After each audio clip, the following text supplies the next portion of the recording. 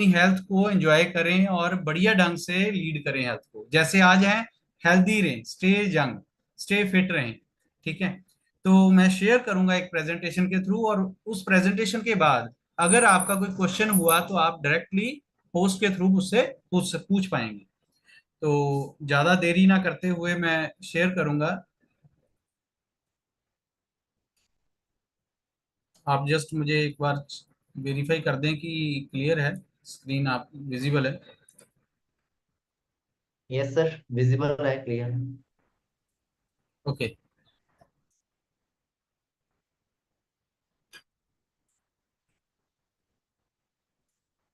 Okay दोस्तों, जिस तरीके से ये टाइटल पेज पे लिखा है, this is a health session, तो हेल्थ के बारे में हम बात करेंगे। आज का जो हमारा सब टॉपिक है वो है स्किन, हेयर एंड नेल्स।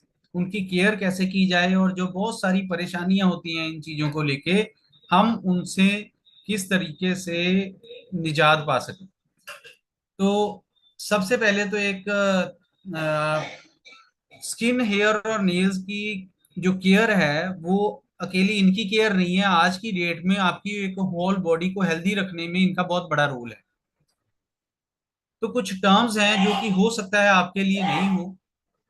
तो ये टर्म्स क्या हैं, ये वोकेबलरी के वर्ड्स हैं। इनके नाम है epidermis, dermis, melanin, sebaceous glands, hair follicle और मेलानोमा। हो सकता है इनमें से कुछ आपको ऑलरेडी नोन हो, जिनके बारे में आप, बट इनके बारे में थोड़ा सा मैं ब्रीफ आपको बताऊंगा कि इनका मीनिंग और होता क्या है, ये देखने में ये क्या होती है। तो स्किन के पहले पार्ट की बात करेंगे। स्किन, हेयर और नेल है, तो सबसे पहला पार्ट हमारा रहेगा स्किन।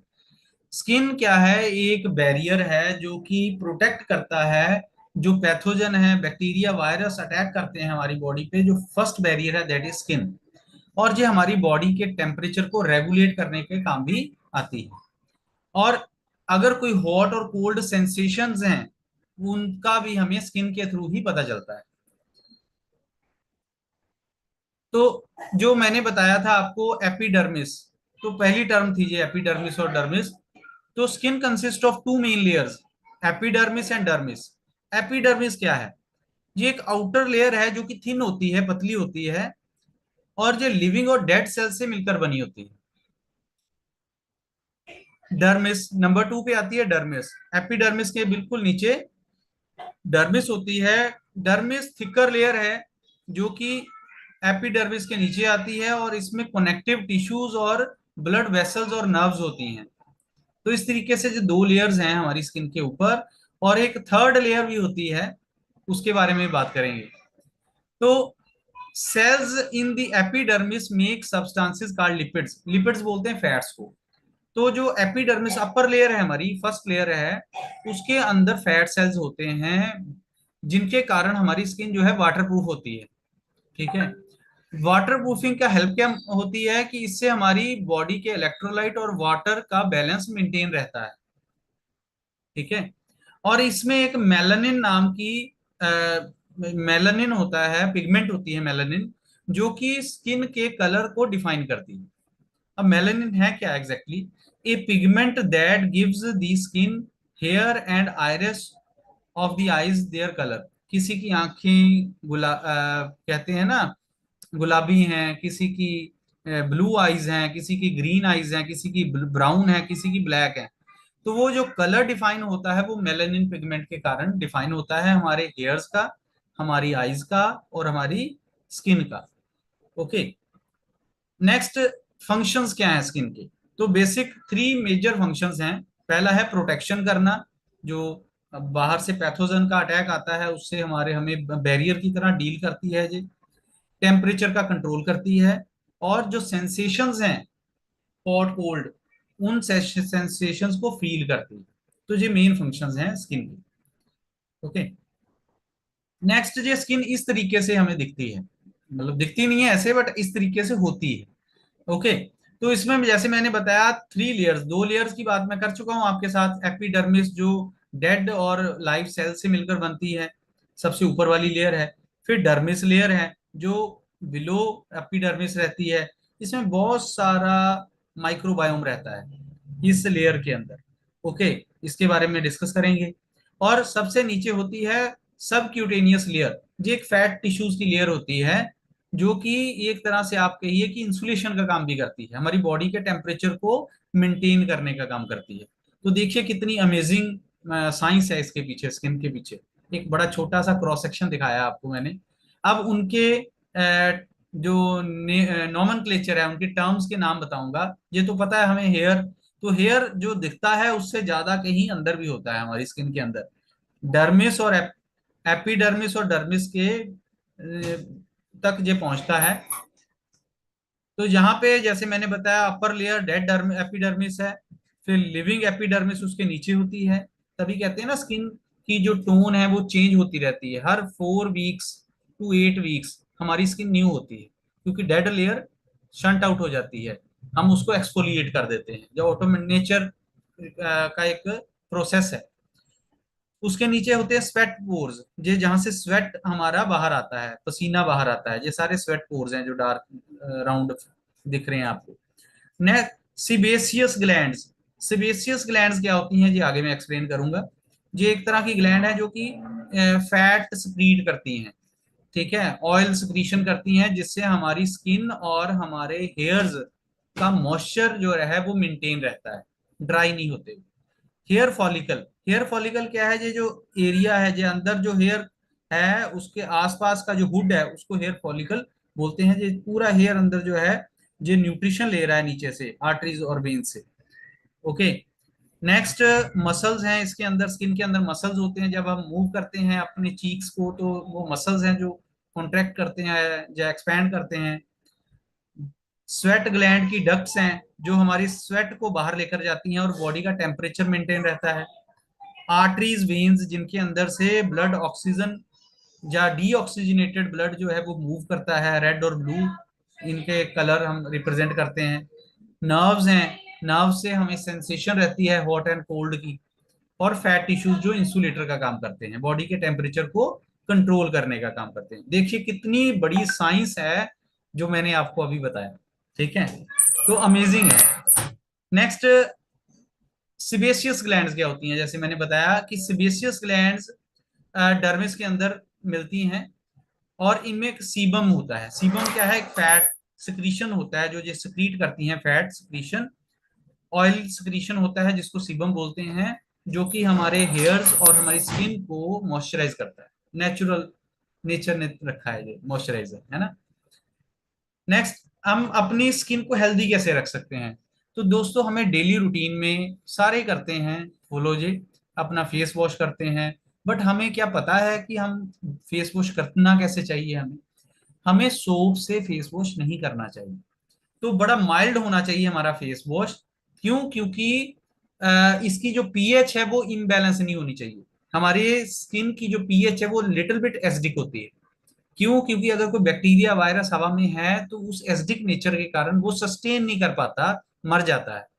अगर हम कोई हार्श केमिकल या सोप का यूज करेंगे तो वो उसकी पीएच को डिस्टर्ब कर दे, है ना, डैमेज होगी उससे स्किन, तभी रैशेज आते हैं स्किन के अंदर, है ना, हार्श सोप से। तो हमें बार बार अपनी स्किन को टच नहीं करना चाहिए। क्यों? क्योंकि हमारे हैंड कभी मोबाइल को टच कर रहे हैं, कभी किसी सरफेस को टच कर रहे हैं, तो हर सरफेस तो क्लीन नहीं होती, मोबाइल हमारा हर टाइम क्लीन नहीं होता। तो इस तरीके से वो जो जर्म्स हैं, बड़े माइक्रो ऑर्गेनिजम्स हैं, वो हमारी स्किन पे क्या होते हैं, फलते फूलते हैं फिर, क्योंकि वो हम वहां पे उनको प्लेस कर देते हैं। तो इसका मतलब क्या है कि हमें अपनी स्किन को या फेशियल फेस को बार बार टच नहीं करना चाहिए। और पर्सनल स्किन केयर प्रोडक्ट्स का बड़ा केयरफुली चुनाव करके उनको यूज करना चाहिए, ताकि कोई हमारी स्किन को रिएक्शन ना करे ऐसे बड़े, क्योंकि मार्केट में एडवर्टाइजमेंट के नाम पे और सेलिब्रिटीज के नाम पे बहुत सारी ऐसी चीजें हैं जो कि बड़े हार्श केमिकल्स हैं, वो मार्केट में बड़े हार्मफुल केमिकल्स हैं। ठीक है, कोई स्किन को जल्दी से ब्राइट करने वाला दावा करता है ना, बट उसमें केमिकल्स हैं, तो वो डैमेज करते हैं उल्टा स्किन को। तो हमें हमेशा ये सिलेक्शन करनी चाहिए कि हमारी स्किन टोन के लिए ऑर्गेनिक और healthy skin care, personal skin care products कौन से होने चाहिए, ठीक है। और हमें एक अकेला फेस के ऊपर सोप या क्रीम या ऐसे लोशन या आउटर केयर से ही बात नहीं बनेगी, क्योंकि बहुत सारे लोग हैं जो आउटर केयर तो बहुत अच्छी करते हैं, बट अंदर उनके जो न्यूट्रिशन है उसमें बहुत बड़ा गैप है।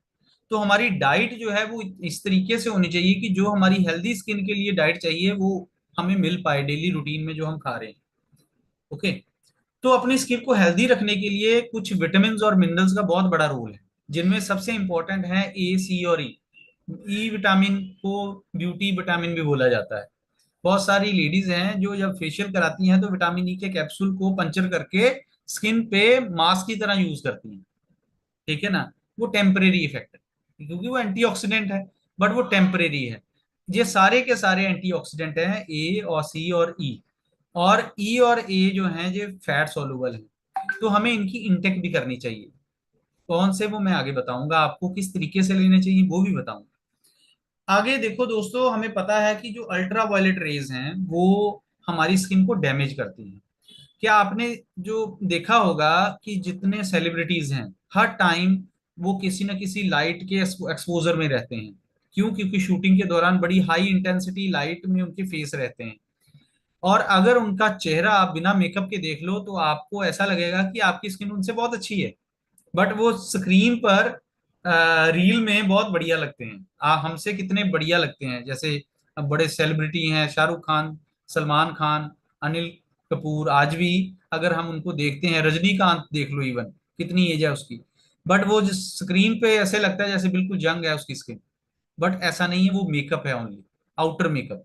तो ये क्या है, ये अल्ट्रा वायलेट रेडिएशन के एक्सपोजर में बहुत ज्यादा रहते हैं। और आजकल हम लोग भी, जो हमारी जो सनलाइट है, ओजोन में डिप्लीशन होने के कारण, ओजोन लेयर होती है एनवायरनमेंट में जो अल्ट्रा वायलेट रेज को फिल्टर करती है, आज वो पेन डिप्लीट हो चुकी है केमिकल्स के कारण, जिसके कारण अल्ट्रावायलेट रे हमारे एटमॉस्फेयर में पेनिट्रेट कर जाती हैं। और सनलाइट में जब हम एक्सपोज होते हैं हमारी स्किन, तो उसकी टैनिंग हो जाती है। कई लोगों ने वेंगल्स डाली हैं या कड़े डाले हैं या कोई रिस्ट वॉच डाली है, आप देखते हैं कि जो ज्यादातर बांध के रखते हैं उनकी टैनिंग हो जाती है, बाकी स्किन डार्क हो जाती है, और जहां पर घड़ी बांधी है वहां पर ब्राइटनेस रहती है।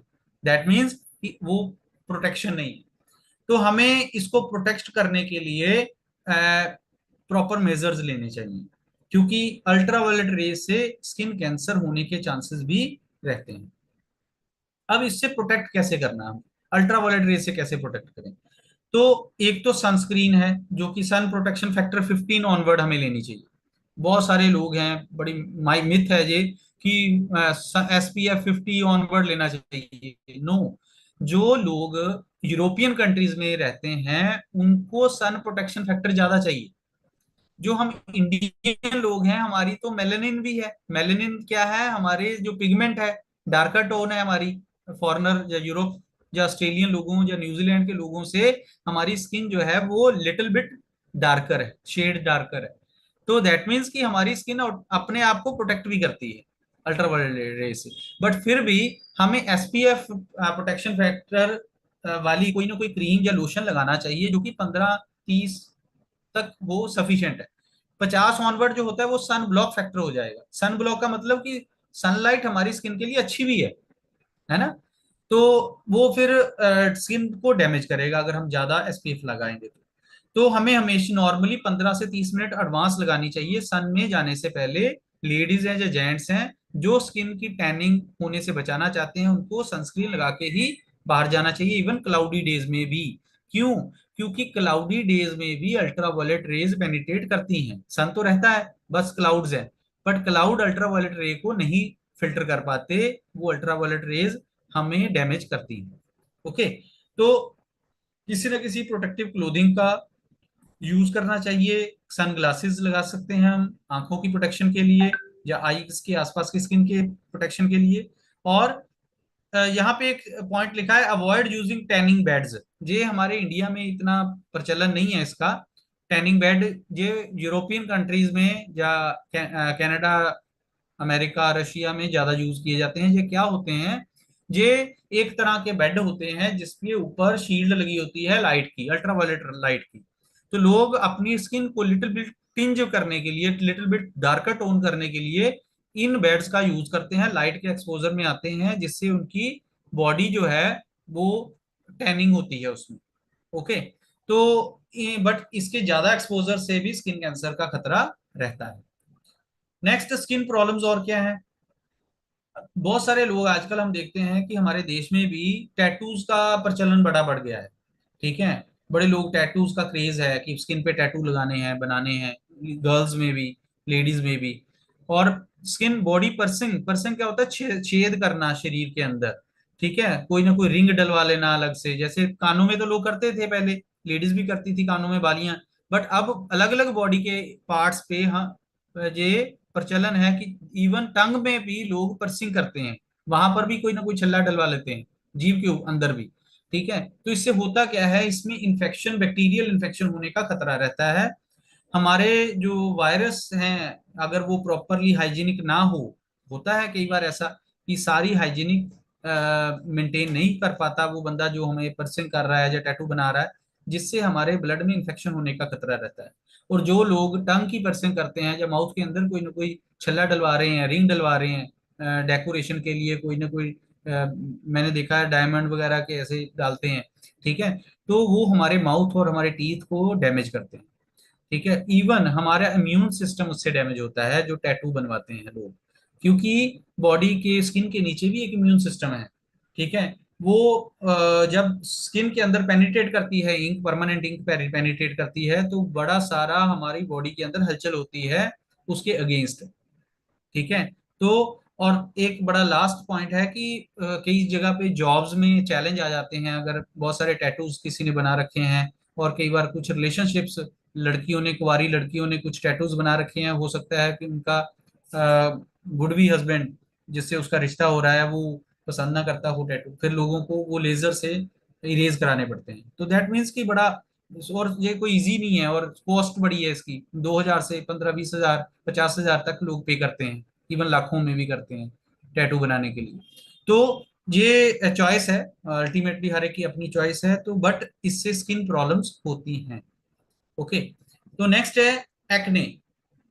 एक्ने क्या है जी? जब हमारे पोर्स, जो मैंने बताए थे आपको, जो स्वेट पोर्स हैं, स्वेट ग्लैंड्स, सेबेसियस ग्लैंड्स जब सिक्रीट करती है फैट्स, या हमारा जो अंदर से टॉक्सिन्स बाहर आते हैं पोर्स के थ्रू, स्वेटिंग के थ्रू, तो वो क्लॉग हो जाते हैं डर्ट के कारण, डस्ट के कारण, प्रॉपर हाइजीन ना होने के कारण। तो जिससे ब्लैक हेड्स, व्हाइट हेड्स और पस इन्फेक्शन होना शुरू हो जाता है, जिससे क्या होता है, एक्ने बन जाते हैं चेहरों पे, एक्ने या बॉडी पे एक्ने बन जाते हैं। तो उसके लिए क्या करना चाहिए? हमें अपना फेस क्लीन करना चाहिए, किसी ना किसी तरह की ट्रीटमेंट जरूर कर लेनी चाहिए, स्क्रब का यूज करना चाहिए, ऑयली प्रोडक्ट्स या हैवी मेकअप नहीं लगाना चाहिए। अगर कोई ज्यादा प्रॉब्लम बढ़ गई है तो हमें डॉक्टर से भी कंसल्ट करना चाहिए। ओके, तो नेक्स्ट स्किन प्रॉब्लम है वाट। वाट क्या होती हैं? जैसे हम इसको पोरी बोल देते हैं पंजाबी में। ठीक है, जा ये गांठें होती हैं, बट एक ये वायरस का इशू है। ये एक HPV, ह्यूमन पेपालोमा वायरस बोलते हैं इसको। ये ट्रांसमिटेबल है, ये कम्युनिकेबल है। ये फिजिकल, जैसे मैंने चप्पल डाली या किसी ने मेरी चप्पल डाल ली, या मेरे कपड़े किसी ने डाल लिए, तो ये क्या होता है, ये ट्रांसमिट हो जाता है वायरस, जो कि स्किन के ऊपर बड़ी फास्ट ग्रोथ कराता है, जिसके कारण वार्ट्स बन जाते हैं, हार्ड हो जाती है स्किन, और उसकी ग्रोथ बड़ी फास्ट होती है। और कई बार पैरों में वार्ट्स होते हैं तो वो हमारे चलने में दिक्कत पैदा करते हैं, फिंगर्स में हो जाती है, पैरों के टोज में हो जाते हैं। ओके, नेक्स्ट प्रॉब्लम में आ जाती है डर्मेटाइटिस और एक्जिमा। खारिश होती है, खुजली, इचिंग होती है, स्किन स्वेलिंग आनी शुरू हो जाती है, रेडनेस आ जाती है स्किन के अंदर, ये एलर्जिक रिएक्शन के कारण होता है। ठीक है, और एक मैं आपको बताऊं, सोराइसिस होता है स्किन का, जिसमें तो इसको लाल आजी बोला जाता है सोराइसिस को। ये फंगल इन्फेक्शन होता है एक सोराइसिस, जिसके कारण पूरी बॉडी में, या जहां जहां सोराइसिस बॉडी में है पैची फॉर्म में, वहां पे बड़ी खारिश रहती है। ओके, तो नेक्स्ट है कि हमें अपनी स्किन को मॉइस्चराइज रखना चाहिए, प्रॉपर हाइजीन रखनी चाहिए। जैसा ये मानसून सीजन है, इसमें क्या होता है कि इसमें डैम्पनेस भी है, ह्यूमिडिटी भी है, स्वेटिंग भी आ रही है, गर्मी भी है। तो इससे हमारी स्किन में अलग अलग पार्ट्स में रैशेज आने शुरू हो जाते हैं, क्योंकि एयर का सर्कुलेशन प्रॉपर नहीं होता। तो स्किन की एलर्जीज इस सीजन में आमतौर पर बहुत ज्यादा दिखी जाती है। तो हमें हाइजीन को मेंटेन करना चाहिए। आगे मैं आपको बताऊं कि कई बार हेयर फॉलिकल टूट जाते हैं, जब बाल टूट जाते हैं, कई बार हम बोलते हैं पंजाबी में बाल तोड़ हो गया। वो क्या है? वो दोस्तों एक तरह का इन्फेक्शन है, जिसके कारण बॉयल्स हो जाते हैं उस स्किन पे, वहां पर दर्द रहता है। ठीक है, बस्ट, और अगर हम उस बॉयल को दबाएंगे, पिंच करेंगे, तो वो ज्यादा इन्फेक्शन क्रिएट करता है। तो हमें उसको कभी भी बस्ट नहीं करना चाहिए, उसमें एंटीबायोटिक ट्रीटमेंट करनी चाहिए। तो हेयर फॉलिकल क्या है? दीज आर सैक्स और cavities that surround the roots of the hair. तो हेयर फॉलिकल, कई बार बाल ऐसे हमारा खींच जाता है, टूट जाता है, तो वहां हेयर फॉलिकल में इन्फेक्शन के कारण जो बॉयल्स हो जाते हैं। ओके। तो नेक्स्ट, बहुत सारी इस तरह की स्किन प्रॉब्लम्स होती हैं, फंगल इन्फेक्शंस होते हैं स्किन पे, पैरों में कई जगह, ठीक है ना, इनर थाइज में, हमारी अंडर आर्म्स में बहुत सारे इश्यूज आ जाते हैं फंगल इन्फेक्शंस के। तो आपको प्रॉपर स्किन ट्रीटमेंट लेनी चाहिए, क्लोथिंग का ध्यान रखना चाहिए, शेयर नहीं करनी चाहिए क्लोथिंग किसी के साथ, और अपनी स्किन को ड्राई रखना चाहिए। नेक्स्ट है विटिलिगो। विटिलिगो क्या है? जैसे हम बोलते हैं स्किन के ऊपर पिगमेंट्स, वाइट पिगमेंट आनी शुरू हो जाती है। पंजाबी में इसको फुलवैरी भी बोलते हैं। फुलवैरी क्या है कि आपकी पिगमेंट वहां से गायब होगी, ठीक है ना। तो ये एक तरह से ये कई बार एटमॉस्फेयर में किसी तरह का कोई इशू आता है, जैसे कोई वनस्पति है उसके कारण हो सकता है, जो आपकी स्किन में कोई इन्फेक्शन हो गया, ब्लड में इन्फेक्शन हो गया, उसके कारण ये इशू आ जाता है, जिसमें व्हाइट पैचेस बनने शुरू हो जाते हैं, क्योंकि हमारे उस पैच का, उस एरिया का मेलानिन जो है वो डिप्लीट हो जाता है, खत्म हो जाता है, और कोई पिगमेंट नहीं रहती, जिसके कारण वो व्हाइट हो जाता है। तो ऐसे एरिया को हमें ढक के रखना चाहिए, सन एक्सपोजर, क्योंकि मेलानिन शील्ड नहीं है वहां पे, तो या तो सनस्क्रीन लगानी चाहिए, नहीं तो वहां पे फर्दर अल्ट्रावायलेट रे के कारण कैंसर होने का, स्किन के कैंसर होने का चांसेस भी बढ़ जाता है। नेक्स्ट, मोल। मोल क्या है? जैसे तिल बोलते हैं, स्मॉल डार्क स्पॉट्स, या कईयों के बड़े डार्क स्पॉट्स भी होते हैं, जो बेसिकली हार्मलेस होते हैं, बट कई बार जो स्किन में ऐसे डेवलप होते हैं कि मेलानोमा भी बन जाता है। Melanoma is a type of cancer, skin cancer. तो इसको हमें चेक रखना चाहिए कि क्या हमारे वो मोल्स या तिल्स जो हैं बॉडी पे, वो बढ़ तो नहीं रहे एकदम से, ग्रेजुअली, या ड्रास्टिकली उनका साइज में इन ग्रोथ तो नहीं हो रही। तो मैं आपको बताऊंगा वो ग्रोथ किस तरीके से होती है। तो यहाँ पे मैंने पिक्चर्स बनाई हैं, कुछ ग्रोथ इस तरीके से होती हैं, ए, फिर बी, फिर सी, और फिर डी। तो असिमेट्रिक, ये क्या है? असिमेट्रिक। असिमेट्रिक क्या है कि अगर हम लाइन लगा दें, इसका पार्ट कर दें, इमेजिनरी लाइन लगा दें, दो हिस्से कर दें इसके, तो दोनों साइड सिमेट्री नहीं है, ठीक है, एक जैसी मैच नहीं करते दोनों हाफ। तो हमें इसको चेक रखना चाहिए, डॉक्टर से कंसल्ट करना चाहिए। अगर इनके साइज में ड्रास्टिक चेंजेस आती हैं या कलर में ड्रास्टिक चेंजेस आती हैं, तो इनको हल्के में नहीं लेना चाहिए।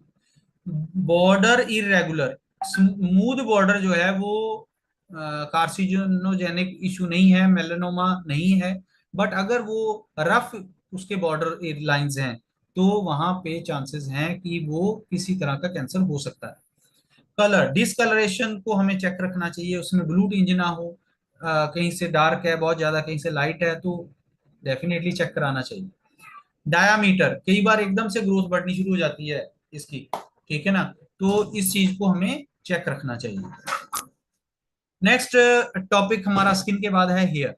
अब दोस्तों, हेयर जो है वो हमें खूबसूरती भी देते हैं, और हमारी बॉडी में कई जगह लोग इनको शेव करते हैं, है ना। Your hair protect your skin from ultra violet radiation. Basically ये अल्ट्रा वायलेट रेडिएशन से हमारी स्किन को प्रोटेक्ट करते हैं, एक तरह के शील्ड की तरह काम करते हैं, और हमारी बॉडी की हीट को भी मेंटेन करने का काम करते हैं। Hair grows on every surface of skin, पूरी बॉडी पे हमारी पे हेयर ग्रोथ होती है, हमारी पाम्स को छोड़ के और हमारी फुट की सोल्स को छोड़ के, बाकी हमारी फुल बॉडी में हेयर ग्रोथ होती है। अब हेयर, जैसे मैंने बताया, ये अल्ट्रावायलेट रेडिएशन से हमारी बॉडी को प्रोटेक्ट करता है, और जो हीट का लॉस हो रहा है उसको भी प्रोटेक्ट करता है।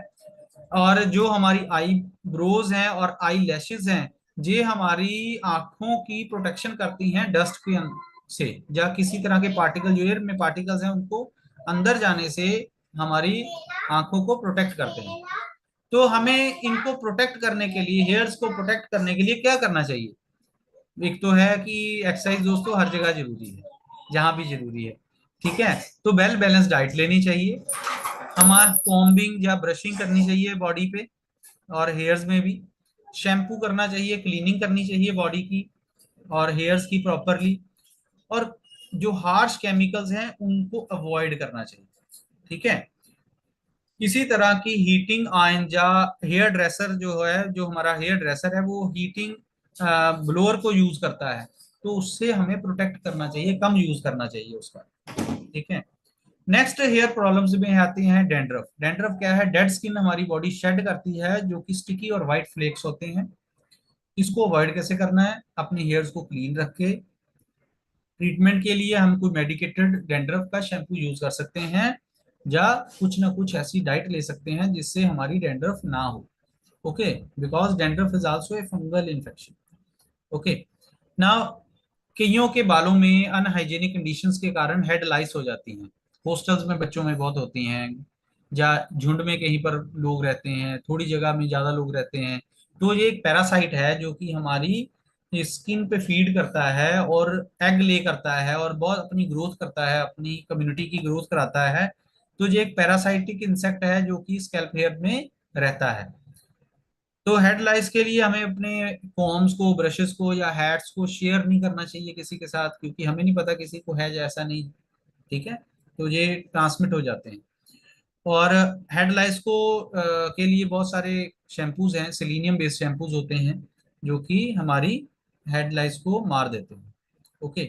तो इसके अलावा हम देखते हैं कि कई लेडीज और जेंट्स में ऐसे पैचेस आने शुरू हो जाते हैं, इसको एलोपेशिया बोलते हैं।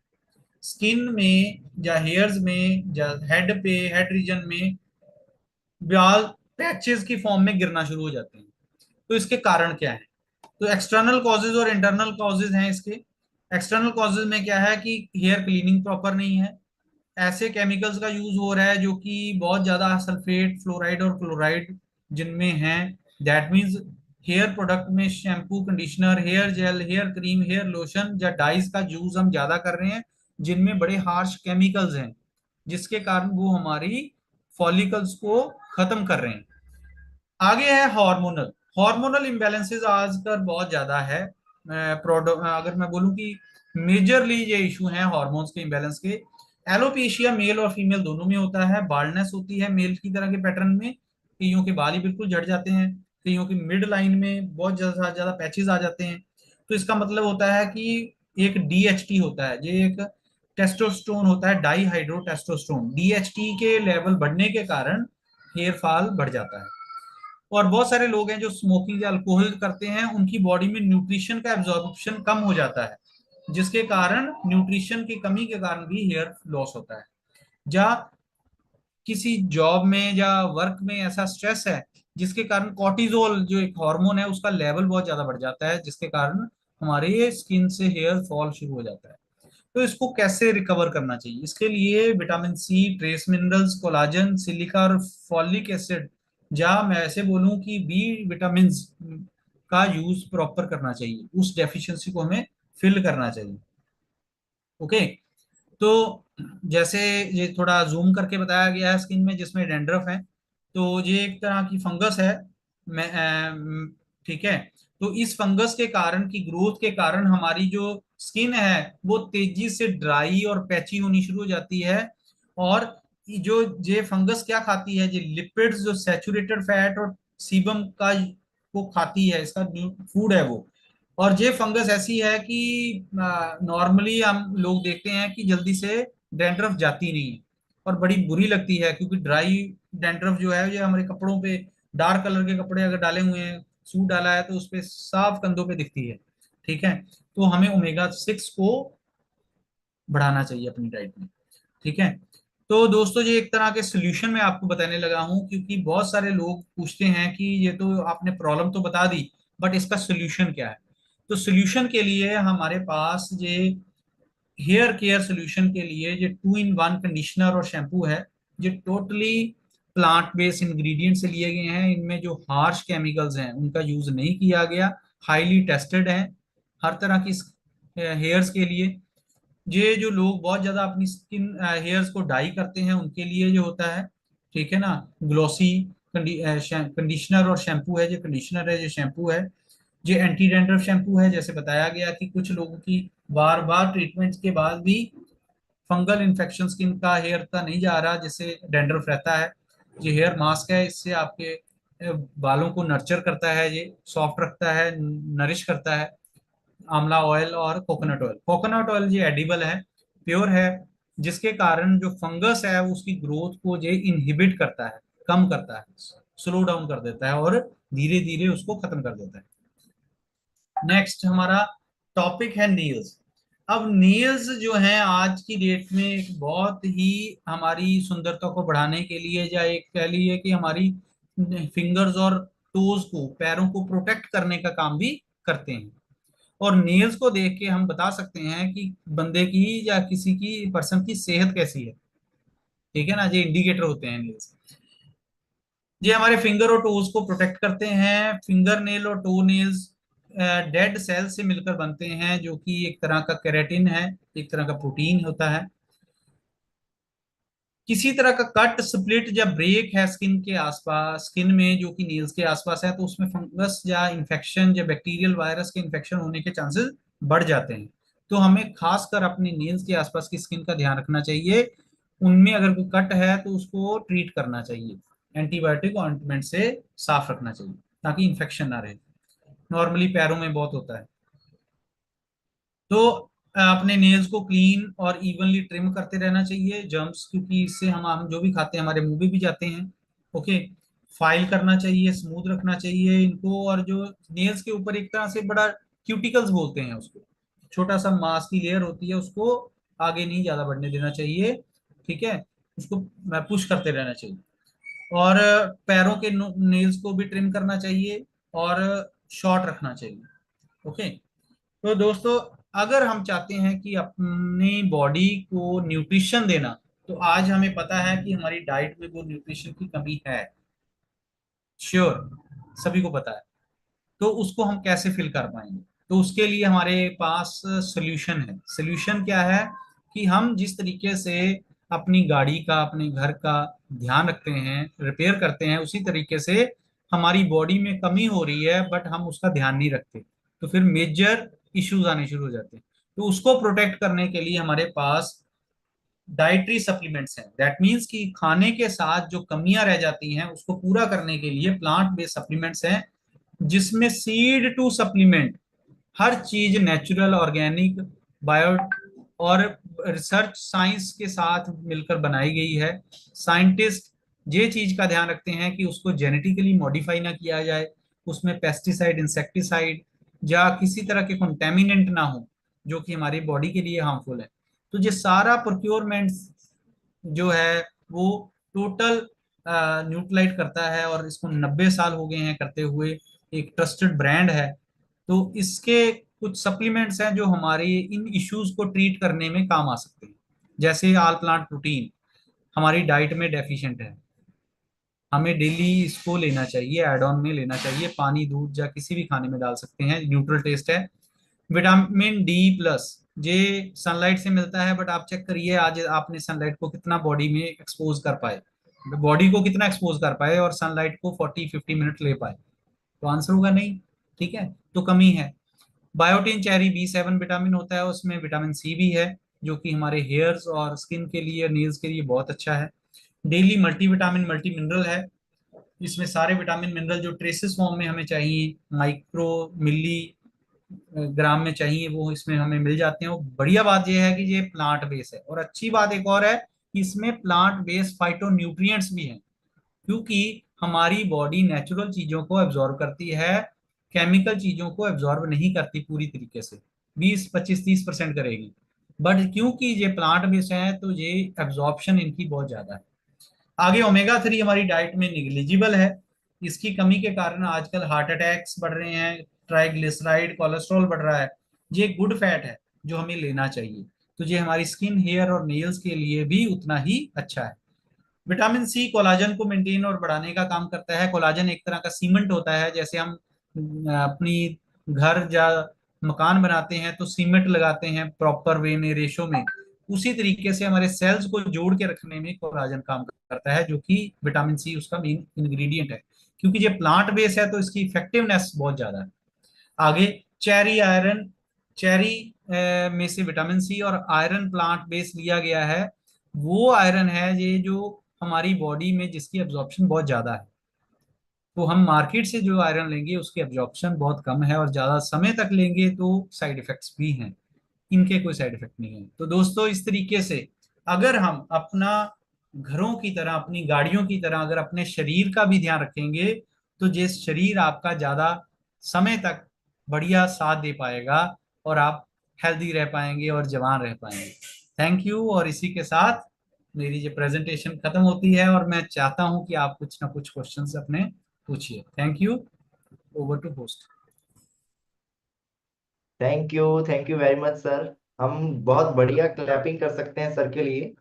और पूरा उन्होंने एक तरह से मैं कहूँ कि ज्ञान का जो भंडार है वो हमारे सामने रख दिया है, ठीक है। और बहुत ही अच्छे तरीके से हेयर्स के बारे में, स्किन के बारे में, ठीक है, एक एक डिटेल में बात करिए कि कैसे हम इसकी केयर कर सकते हैं, ठीक है। और साथ में हमें कैसे रूटीन में इसकी केयर करनी है और किस कौन कौन से न्यूट्रिएंट्स हमें अपनी डाइट में बढ़ाने हैं, जिससे कि हमारे ये जो ब्यूटी के सिंबल्स हैं वो और ब्यूटीफाई हो सके और सभी और ज्यादा बेहतर दिख सके, है ना। और ओवरऑल जो हमारी प्रोटेक्शन है, जैसे स्किन है, हेयर्स हैं, चाहे नेल्स हैं, ये हमारी बॉडी को प्रोटेक्ट करते हैं बहुत सारी इन्फेक्शन से, तो हम अपने आप को हेल्दी रख सकें। तो अभी सेशन के अगले पार्ट की ओर बढ़ते हैं। तो अभी जो कुछ भी आपके साथ डिस्कस किया गया, अगर उससे रिलेटेड या फिर वैसे कुछ एक आपने देखा होगा कि इन्फेक्शंस के बारे में डिस्कस किया गया है, अगर उससे रिलेटेड किसी का कोई क्वेश्चन है तो आप अपना हैंड रेज कर सकते